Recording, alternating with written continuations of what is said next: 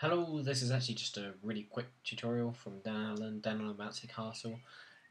Just going over how to use gaps in the timeline. You'll notice in Final Cut Pro 10 that when you actually try and move a clip outside of, or not next to a clip, it kind of springs it back a bit like a Windows Movie Maker, which is never a good sign.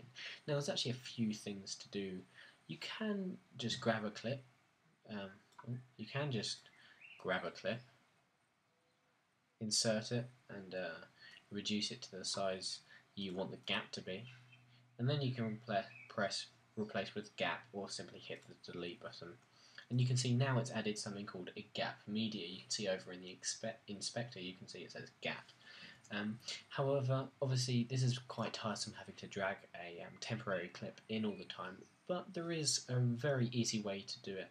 If you go into the tools, you can see there's actually a tool called the position tool, and this actually works similarly to how the timeline in Final Cut Pro 7 and in most other professional editors works, where you can simply grab your video, move it wherever you want, and let go, and it automatically creates a gap media for you.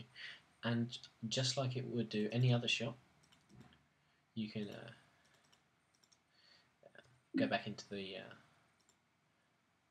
select tool, which is A. You can double click on the edit point and you can trim frames off, just like any other tool, just like any other media. My bad. Now, the advantage of having gap media as opposed to just having a break is simply that it allows the magnetic timeline to function accurately. Let's say I had a audio clip linked to a clip over here, and then I inserted a clip here, but then there was just a gap and no gap media. It wouldn't know whether to collapse it or not. This gap media allows you to tell Final Cut exactly how long you want your gap to be, where it is, which clips it's in between, and it will function very nicely. It is useful, but you just got to get used to it first.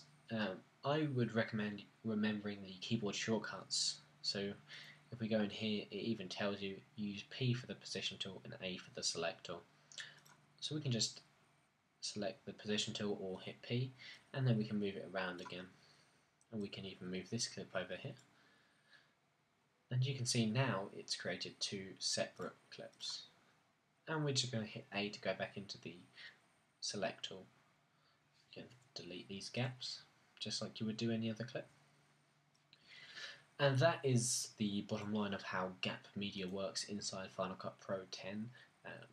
Just kind of an overview of why it's there, what it allows you to do, how it works, how to quickly add a gap media. Just remember to hit the P for the position tool, and that will allow you to move the clips wherever you want them without feeling restricted by the bouncy magnetic timeline. So I hope this was slightly useful. Thank you very much for watching. Please note that you don't have this problem with audio. Audio can genuinely go anywhere, but